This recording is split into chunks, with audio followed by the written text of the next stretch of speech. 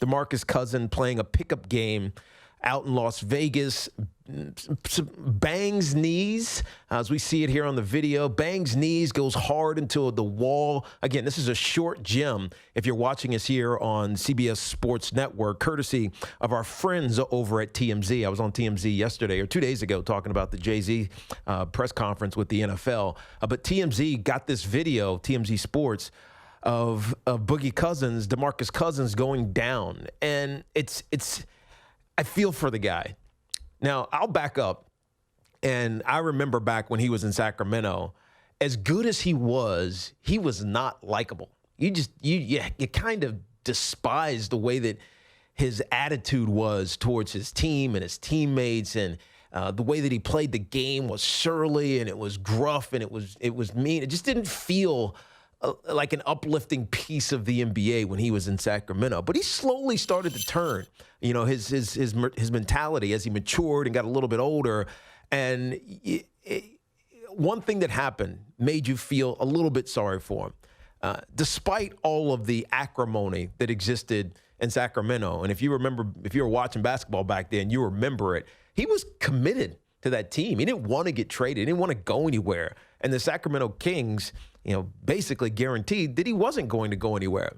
And then they turned around and traded him right before he was able to get a supermax. And you could tell just from how he went to New Orleans, the Pelicans, that's where they traded him to, how he went about reshaping his game, that he had found a new focus. And we see this in sports often. Guys get into it. They want to make a name for themselves. And I've said this many times. And then they want to get paid.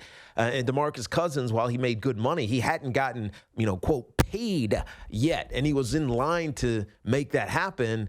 And in the second season, after half a season, after being traded, in the second season, after developing a three-point shot, becoming such a compelling big man combo with Anthony Davis, he tears his Achilles, and he goes on the one-year deal that we all know about with the Golden State Warriors. And in Golden State, it was the question about whether or not, one, could he get healthy, which he did to an extent, and then two, what kind of player would he be, right? We knew who he was in Sacramento, and we saw what he somewhat evolved into when he went to New Orleans. But then here he is in a championship environment with guys who are doing things the right way, who are sharing the ball. Would he be a distraction? I remember having these conversations. Is he going to be a distraction for the Golden State Warriors, or will this newfound maturity make him a great asset for the Golden State Warriors? And it was clearly the latter.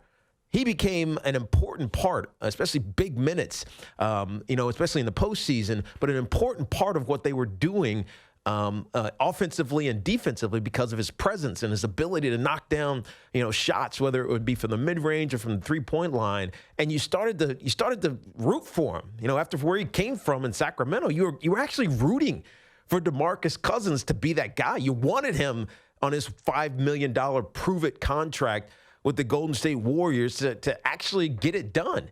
And then he tears his quad, or partially tears his quad, because he was hustling. It's not like he was loafing around or jacking around. He was hustling to get a loose ball in a game that wasn't that significant to the total outcome of the season, and he tears his quad. And here he goes again down this injury path. And you're feeling from him, and you're wondering, God, is he going to get back? Then Katie gets hurt. It's like, God, you really need him to come back now. And he fights his way back, right? He became this not uplifting, because it's the wrong word, but he became this very positive story towards redeeming who we thought he was a decade ago. And now this happens after having to forego a long-term contract, on a prove-it deal with the Golden State Warriors. He signs with the LA Lakers, again, basically on a prove-it deal. He's 30 years old. He's, again, with a team that should be competitive, should be really good. And now this happens. He tears his ACL in a gym trying to get ready. And it makes you start to wonder if not only is his career in jeopardy, but where is his mindset? right? After going through all the things that he went through early in his career, then starting to find himself and finally playing on teams that were having success and starting to feel the glory that comes with being a star in the league. It's just injury after injury after injury. And DeMarcus Cousins will be out of basketball for another year. And nobody's paying him now. I mean, you can't pay him now. You can sign him to a veteran minimum deal. But even if he makes it through a season, after he comes back from this, he's going to be 32 years old with 3 major tears. Achilles, quad, ACL, all in the same leg. There's something physically wrong with his body, and you feel for him because at the very least you thought, oh, if he's not going to win a championship, he's going to get paid. Well, now it's, well, if he's not going to get paid, at least he's going to win a championship. None of that is going to happen for him, and it also puts the Los Angeles Lakers in a very precarious situation. Look, we know what the expectation is in Los Angeles, and especially with the Western Conference as wide open as it is, with the Rockets and the Blazers and the Warriors and Nuggets, the Clippers and the Jazz all having shots, but all having issues.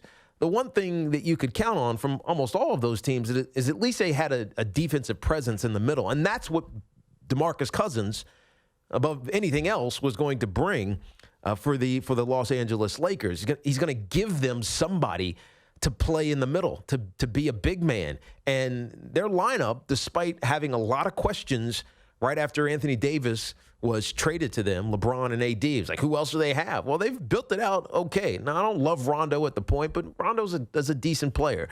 Danny Green is now there. Kyle Kuzma is a young and growing player. Their bench actually isn't horrible with KCP and Avery Bradley. A lot of people forgot about, a couple years ago, he was trending towards an elite defender in the NBA. Now, can he reinvent himself? We'll see. But now there's a huge glaring hole in their center, and especially so because Anthony Davis, who is the biggest now, their big man, quote unquote big man, doesn't even want to play center. He doesn't want to play the 5. The 5 has disappeared from the NBA, and Anthony Davis wants to be the 4. He wants to be he doesn't want to be that defensive presence all the time. He doesn't want to have to exert all that energy on that side of the ball. He wants to be an active scorer. He wants to be more like Kevin Durant was for the Golden State Warriors last year, as opposed to a guy like Clint Capella who's standing down there blocking shots and wasting his energy. More importantly, I think we're starting to see big men,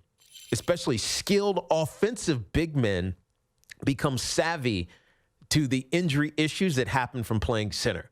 This is why AD doesn't want to play in the middle. He doesn't want to get hurt. He doesn't want to get banged around in the Western Conference by Clint Capella or Tyson Chandler if he's playing the Rockets, or Hassan Whiteside. We forget he's now in the Western Conference as he signed to deal with the Blazers, or Willie Cauley-Stein, who's now with the Warriors, Kevin Looney, who picked up a lot of experience and minutes last year, also with the Warriors. He doesn't want to get banged around. Like, that physicality is not good for tall, athletic, basketball players who now are forced to play the 5. And so when you look at the Lakers right now, after all this offseason, calamity and trying to figure out what's the next step, Boogie is interesting. DeMarcus Cousins as interesting or weird or whatever word you want to use, he was to fit into this puzzle. He was a big part of the puzzle, and now he's gone. And I think it opens this thing wide open again for the Los Angeles Lakers. A big question mark, I should say. There's some options out there.